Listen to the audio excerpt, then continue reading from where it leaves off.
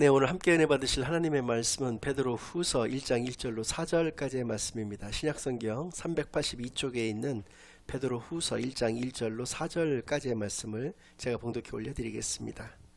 예수 그리스도의 종이며 사도인 시몬 베드로는 우리 하나님과 구주 예수 그리스도의 의를 힘입어 동일하게 보배로운 믿음을 우리와 함께 받은 자들에게 편지하노니 하나님과 우리 주 예수를 알므로 은혜와 평강이 너희에게 더욱 많을지어다. 그의 신기한 능력으로 생명과 경건에 속한 모든 것을 우리에게 주셨으니 이는 자기의 영광과 덕으로서 우리를 부르신 이를 알므로 말미암음이라. 이로써 그 보배롭고 지극히 큰 약속을 우리에게 주사 이 약속으로 말미암아 너희가 정욕 때문에 세상에서 썩어질 것을 피하여 신성한 성품에 참여하는 자가 되게 하려 하셨느니라. 아멘. 하나님 아버지 감사드립니다. 오늘도 귀한 주일로 귀한 교회로 귀한 예배로 인도하여 주신 은혜를 진정으로 감사드립니다. 지금 이 시간 저희들이 지난 한 주간 지었던 모든 죄악을 예수 그리스도의 십자가 아래 다 내려놓고 오직 저희들의 온 영과 진리를 다하여 하나님께만 드려지는 예배를 통하여 하나님께서만 영광 받으시는 은혜의 시간으로 이 시간을 인도하여 주시옵소서. 모든 것을 감사드리오며 예수 그리스도의 이름으로 기도드리옵나이다.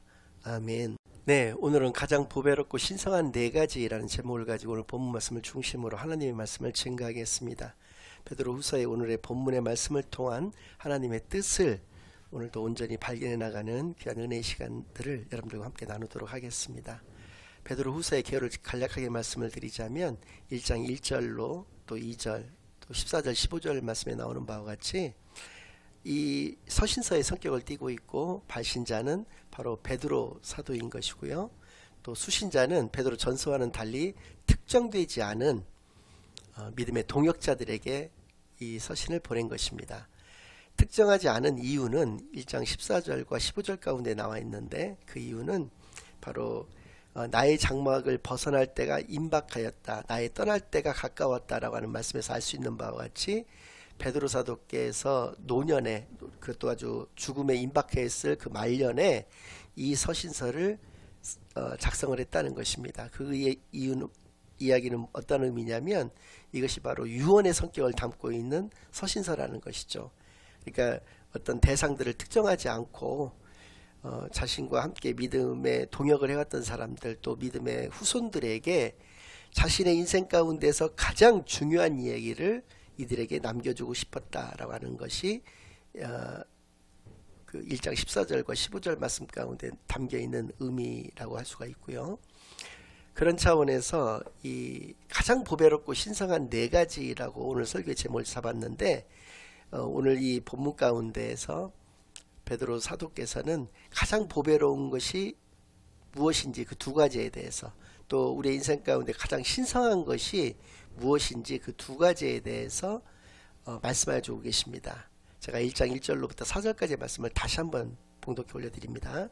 예수 그리스도의 종이며 사도인 시몬 베드로는 우리 하나님과 구주 예수 그리스도의 의를 힘입어 동일하게 보배로운 믿음을 우리와 함께 받은 자들에게 편지하노니 하나님과 우리 주 예수를 알므로 은혜와 평강이 너에게 더욱 많을지어다. 그의 신기한 능력으로 생명과 경건에 속한 모든 것을 우리에게 주셨으니 이는 자기의 영광과 덕으로서 우리를 부르신 이를 알므로 말미암음이라. 이로써 그 보배롭고 지극히 큰 약속을 우리에게 주사 이 약속으로 말미암아 너희가 정욕 때문에 세상에서 썩어질 것을 피하여 신성한 성품에 참여하는 자가 되게 하려 하셨느니라. 발견하셨습니까?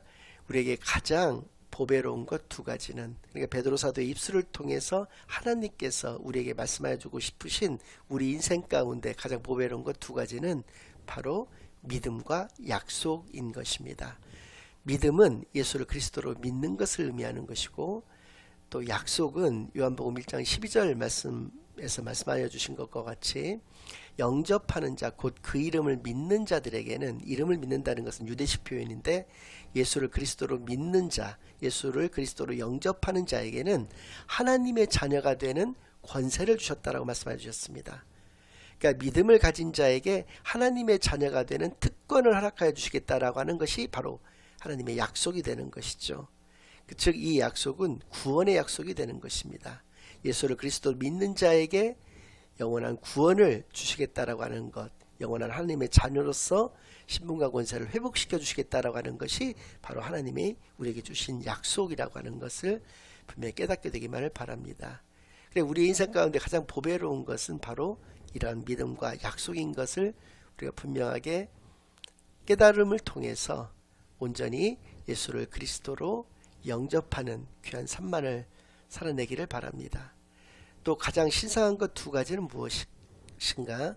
그것은 바로 신기한 능력이라고 번역되어 있는데 뒤에 나오는 신성한 성품이라고 할 때 그 신성하다는 것과 신기하다는 것은 같은 단어입니다. 그래서 가장 신성한 것 두 가지는 하나님의 능력과 하나님의 성품으로서 우리가 살아가는 것이 가장 신성하다라고 하는 것입니다.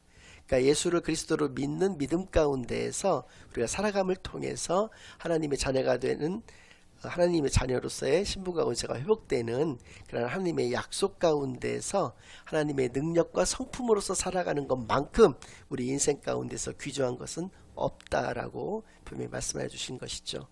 그래서 오늘은 이 각각의 것들에 대해서 가장 보배롭고 신성한 것이 무엇인지, 그 이유는 어떤 것인지에 대해서 깊이 있게 살펴보는 그런 귀한 시간들을 갖겠습니다.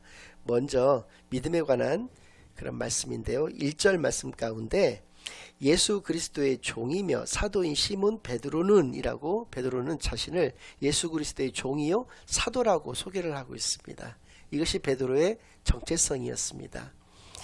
우리의 인생은 우리의 정체성으로서 결정이 되는 것입니다. 정체성이 분명했을 때 파생되는 것은 흔들림 없는 삶이 가능하다는 것이죠. 바꿔서 얘기한다면 정체성이 없거나 잘못된 정체성으로 살아갔을 때에는 우리는 흔들림이 있는 삶을 살아간다는 것이죠. 흔들림 있는 삶의 결과는 어떤 것입니까? 자살 충동을 느껴 자살을 하게 된다든지 우울증에 빠져서 인생을 비관하며 살아가게 된다든지 원망과 불평 가운데에서 매 순간을 살아간다든지 하는 그러한 결과가 빚어진다는 것이죠. 그래서 실제로 이러한 정체성이 있는 그러한 귀한 삶을 자신이 하나님의 자녀이고 또 예수 그리스도의 종이고 사도라고 하는 것, 예수 그리스도의 종이요 사도라는 것은 바꿔서 얘기한다면 베드로 사도의 인생의 그 주인은 바로 예수님이시고 그 인생의 영원한 등불이요 스승이 되었던 분은 바로 예수님이시다라고 하는 것을 고백하는 것인데요. 이러한 분명한 정체성 가운데에서 언제나 도덕적이고 올바른 삶이 가능했다라고 하는 것입니다. 실제로 로마 시대에 얼마나 문란했었습니까? 그러나 가장 도덕적이고 정결한 삶을 살아갔던 그런 그 세력들은 기독교인들이었습니다. 유대인들도 아니었고 오직 기독교인만이 가장 도덕적이고 올바른 삶을 그들이 소유할 수가 있었던 것은 우리가 우리의 정체성이 얼마나 중요한 것인가를 잘 알 수가 있고 베드로후서의 이 시작이 되어지는 이 말씀을 통해서 베드로 사도의 이 신앙의 고백을 통해서도 우리가 분명히 깨달아 알 수가 있다고 하는 것이죠.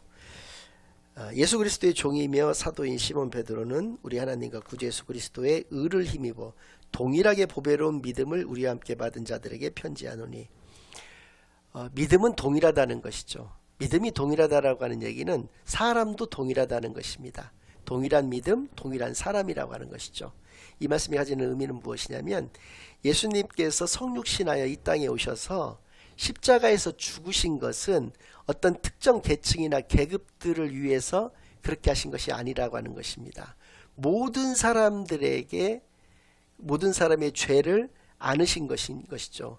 다만 그것을 믿는 자들에게는 하나님의 자녀가 되는 권세를 주신 것이고 믿지 않는 자들에게는 영원한 사망에 이르게 하는 것일 뿐이지, 예수님께서 죽으신 것은 모든 사람을 위해서 죽으신 것이다.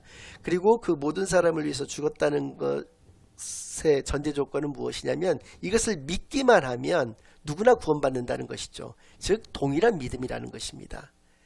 그러니까 우리 세상 사회에서는 신분제도 존재하고 계급주의도 분명히 존재합니다만은 하나님의 자녀라고 하는 그런 관점에서는 그러한 것이 아무런 의미가 없다라고 하는 것이죠. 이것이 당시에 지배계층이었던 로마의 로마에서는 이것을 좋게 받아들이기가 당연히 없었던 것입니다. 로마의 황제는 하나님이 믿을 뿐만 아니라 자신들과 같은 피지배 계급인 자신들과 동일한 사람이라고 하는 그런 인식을 가지고 있었기 때문에 로마에서 가장 박해가 심했던 것은 바로 기독교인에 대해서 박해가 심할 수밖에 없었던 것이죠. 앞서 말씀드린 바와 같이 가장 도덕적이고 올바른 삶을 살아갔던 그들에게 가장 박해가 심했던 이유는 이러한 사상, 동일한 믿음, 동일한 사람이라고 하는 이러한 사상으로 인해서 기인한 것이다 라는 것이죠. 아무튼 이것이 바로 믿음의 특징적인 모습이라고 하는 것을 우리가 분명히 기억하기만을 바랍니다. 이러한 삶을 살아갔을 때 분명히 2절 말씀을 통해서 하나님과 우리 주 예수를 알므로 은혜와 평강이 너에게 더욱 많을지어다. 우리에게 은혜와 평강을 허락하여 주시겠노라 말씀하여 주신 것이죠. 은혜와 평강만큼 우리의 삶에서 중요한 것은 없습니다. 이것이 우리가 은혜와 평강 가운데 살아간다는 증거가 무엇입니까? 바로 우리가 기쁨과 감사함으로 살아간다는 것이죠. 그래서 하나님께서는 우리에게 항상 기뻐하라, 쉬지 말고 기도하라, 범사에 감사하라, 이는 그리스도 예수 안에서 우리를 향하신 하나님의 뜻이다라고 분명히 말씀해 주신 것이죠. 그러니까 믿음을 소유한 사람들에게는 은혜와 평강만이 있게 되는 것이고, 은혜와 평강이 있다라고 하는 그 증거가 되는 것은 우리의 삶이 늘 기쁨과 감사함이 충만한 삶이라고 하는 것입니다. 그래서 고린도전서 13장 13절에서도 분명히 말씀해 주신 것이, 그런즉 믿음, 소망, 사랑, 이 세 가지는 항상 우리에게 있을 것인데 그 중에 제일은 사랑이라고 분명히 말씀하셨 주셨지만, 우리에게는 언제나 믿음 가운데서 살아가는 존재, 그것이 바로 하나님의 자녀된 크리스찬의 본 모습이다라고 하는 것이죠. 항상 우리에게 있다라고 하는 것이죠. 그 믿음 안에는 소망이 포함되어 있는 것이고, 믿음 가운데서는 늘 사랑이 함께 수반된다라고 하는 것을 지난 시간에 분명히 말씀을 드렸는데, 이러한 믿음, 소망, 사랑의 그런 모습은 그리스도인으로서의 참되고 참되는 그런 우리의 본 모습이라고 하는 것을 분명히 깨닫는 시간만이 되기를 바랍니다. 여기서 2절 말씀 가운데 하나님과 우리 주 예수를 알므로 은혜와 평강이 너에게 더욱 많을지어다. 하나님과 우리 주 예수를 안다. 알면 알수록 은혜와 평강이 우리에게 더욱 많게 된다라고 하는 이 말씀을 통해 알 수 있는 것은, 하나님과 예수님을 안다라고 하는 것은 어떤 단순한 지식과 정보를 의미하는 것이 아니라 관계와 사귐을 의미하는 것이구나, 교제와 나눔을 의미하는 것이구나 라고 하는 것을 알게 해주신다는 것이죠. 그러니까 하나님과의 깊은 교제 가운데서 하나님과 하나님의 자녀된 그런 참된 관계 가운데에서 우리의 믿음의 분량은 나날이 더 커지게 된다, 장성하게 된다라고 하는 것을 깨닫게 되기만을 바랍니다. 하나님이 우리에게 허락하셨다는 그 약속은 믿는 자들에게만 허락되어진 약속입니다. 믿지 않는 자들에게는 그 약속이 아무런 의미가 없는 것이죠. 왜냐하면 영접하는 자, 곧 그 이름을 믿는 자들에게는 하나님의 자녀가 되는 권세를 주셨다고 했습니다. 믿는 자들에게만 하나님이 우리에게 그 특권을 허락해 주셨다는 것이죠. 요한복음 3장 16절도 마찬가지입니다. 하나님이 세상을 이처럼 사랑하사 독생자를 주셨으니 이는 그를 믿는 자마다 멸망하지 않고 영생을 얻게 하려 하심이라. 믿는 자마다입니다. 믿는 자에게만 하나님께서 영생을 허락하여 주신다. 구원의 약속을 우리에게 허락하여 주셨다라는 것을 분명히 알 수가 있는 것이죠. 그렇다면 그 믿음은 어떻게 생기는 것입니까? 로마서 10장 17절에 이렇게 말씀하여 주고 계십니다. 그러므로 믿음은 들음에서 나며 들음은 그리스도의 말씀으로 말미암았느니라. 믿음은 바로 그리스도의 말씀을 들음을 통해서 난다고 그랬습니다. 16절에는 그러나 그들이 다 복음을 순종하지 아니하였도다. 이사야가 이르되 주여 우리가 전한 것을 누가 믿었나이까 하였으니 라고 말씀해 주고 있습니다. 그러니까 하나님 그리스도의 말씀이 우리의 믿음의 근간이 되는 것이고, 이 말씀을 들음을 통해서 또 말씀을 듣게 되면 그것에 마땅히 순종하는 것을 통해서 우리의 믿음이 자라게 되고 생기게 된다라고 하는 것을 분명히 알 수가 있다라고 하는 것이죠. 그리스도의 말씀을 통해서 우리의 믿음이 날로 성장해 나가는 저와 여러분이 되기만을 바라겠고요.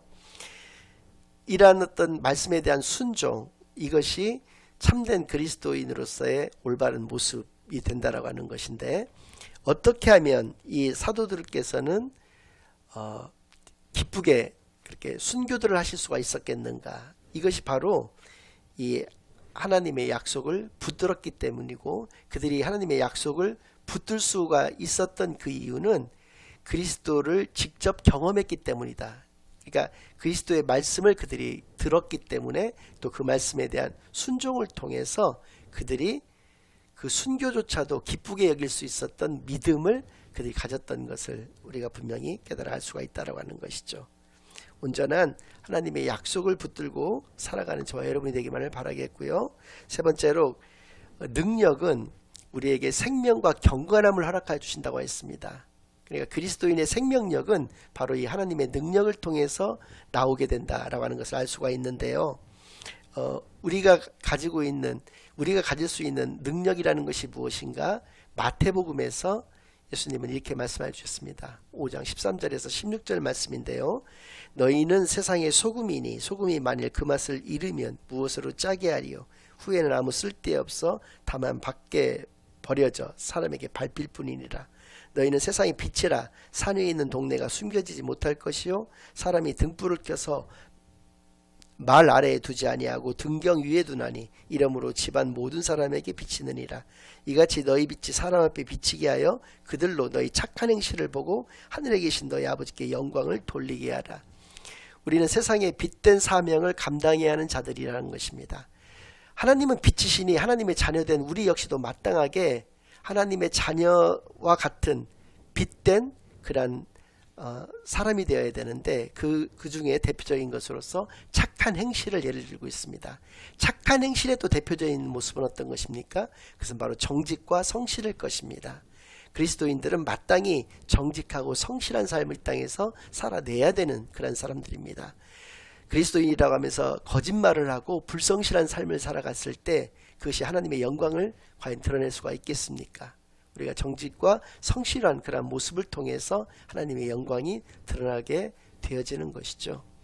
또 너희는 세상의 소금인데 소금이 그 맛을 잃으면 무엇으로 짜게 하리요? 밖에 버려져 아무 쓸모없게 되어서 사람들의 발에 밟힐 뿐이다 라고 분명히 말씀해 주셨습니다. 우리는 세상의 소금의 역할을 감당해야 된다는 것입니다. 소금은 썩어짐을 방지하고 부패를 방지하는 것이죠.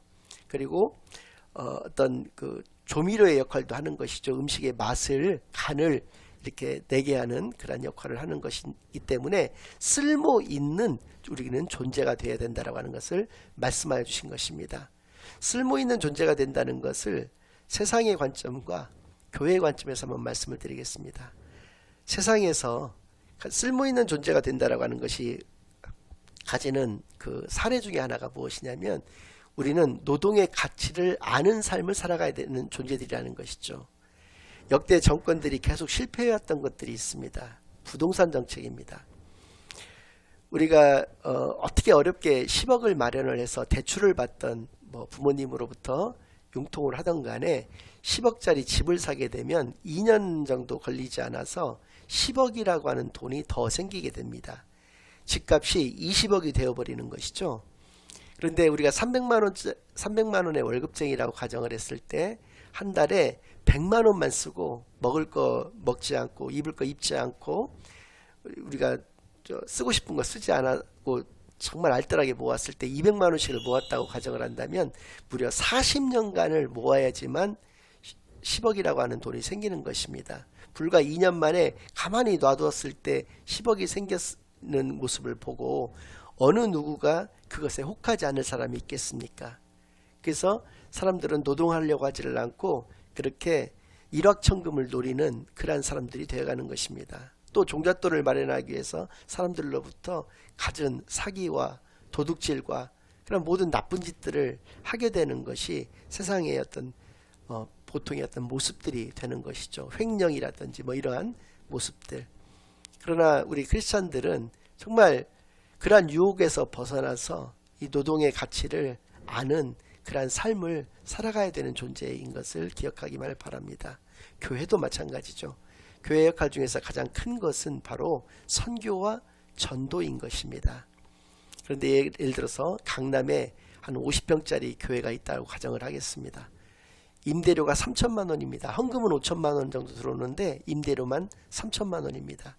목사님 사례비 쪽으로 한 1,000만 원 정도가 나가고 교회 운영자금으로 1,000만 원이 나가기 때문에 이 강남에 있는 이 교회는 다른 지역에 있는 교회도 똑같이 50평인데도 불구하고 5천만 원이나 되는 헌금이 모아졌음에도 불구하고 매달 아무런 선교와 전도를 할 수 있는 여력이 없습니다. 근데 제가 지금 있는 곳이 인천인데 인천에 50평짜리 교회를 하나 얻었다고 했을 때 임대료가 300만 원이 들어간다고 가정을 하겠습니다. 목사님의 사례비도 300 정도면 충분합니다. 또 그 교회 운영비도 한 300만 원이면 되기 때문에 그리고 또 헌금이 2,500만 원밖에 들어오지 않는다라고 했을 때에도 무려 1,600만 원이나 되는 돈을 선교비와 전도비로서 활용할 수가 있다라고 하는 것이죠. 그러면 하나님께서는 과연 어느 교회를 더 착하고 충성되다라고 칭찬하실 것인가 라고 하는 것입니다. 그것은 바로 선교와 전도에 주력하는 그 교회가 하나님으로부터 칭찬받는 교회가 될 것이라고 하는 것이죠. 이것이 바로 하나님의 능력으로 살아가는 그러한 복된 모습, 쓸모 있는 그러한 우리가 삶을 살아가는 모습이라는 것을 분명히 기억하는 시간만이 되기를 바라겠고요. 마지막으로 하나님의 성품에 대해서는 요나서 4장 2절 말씀을 통해서 여러분들에게 말씀을 좀 증가하고자 합니다. 요나는 하나님의 성품을 정확하게 알았던 사람입니다. 하나님께서 니느웨로 가라고 하셨는데 정반대 방향인 다시스로 도망갔던 이유가 이 4장 2절 가운데 나오는데요. 여호와께 기도하여 이르되 여호와여 내가 고국에 있을 때 이러하겠다고 말씀하지 아니하였나이까. 그러므로 내가 빨리 다시스로 도망하였사오니 주께서는 은혜로우시며 자비로우시며 노하기를 더디하시며 은혜가 크시사 뜻을 돌이켜 재앙을 내리지 아니하시는 하나님이신 줄을 내가 알았음이니이다. 여기서 하나님의 성품을 네 가지로 말씀하고 계시는데 은혜롭다, 자비롭다, 노하기를 더디하시고 인애가 크시다 이렇게 말씀해 주고 계십니다. 이것을 한마디로 말씀을 드린다면 사랑의 하나님이신 것을 말씀해 주고 계셨던 것이죠. 하나님께서 심판하시겠다고 말씀하여 주셨지만 하나님께서는 사랑의 하나님이시기에 이 심판을 멈추신다는 것을 너무나도 요나는 잘 알았고 그렇게 니느웨 사람들이 자기의 적국의 사람들이었기 때문에 그 심판의 칼날을 그들이 피하기를 원하지 않았기 때문에 요나가 도망쳤다라고 이렇게 고백을 하고 있다는 것이죠. 하나님의 자녀로서 우리 역시도 마땅히 사랑의 하나님이시기 때문에 우리도 사랑의 귀한 삶을 이 땅에서 살아내야 되는 저 여러분이 되시기를 예수 그리스도의 이름으로 간절히 축원합니다. 아멘. 이제는 우리 주 예수 그리스도의 은혜와 아버지 하나님의 극진하신 사랑과 성령 하나님의 내주 인도 역사 교통하심이 하나님께서는 우리에게 분명히 우리 인생 가운데 가장 보배롭고 신성한 것 네 가지를 믿음과 약속과 하나님의 능력과 성품인 것으로 분명히 말씀해 주셨사오니 이 말씀을 분명히 깨달아서 오직 믿음만을 가지고 하나님의 약속만을 붙잡고 하나님의 능력과 성품으로서만 살아가기로 다짐하고 결심하고 돌아가는 모든 사랑하는 주의 자녀들과 그 가정 위에 그들의 생업 위에 이제로부터 영원까지 항상 함께 있을지어다. 아멘.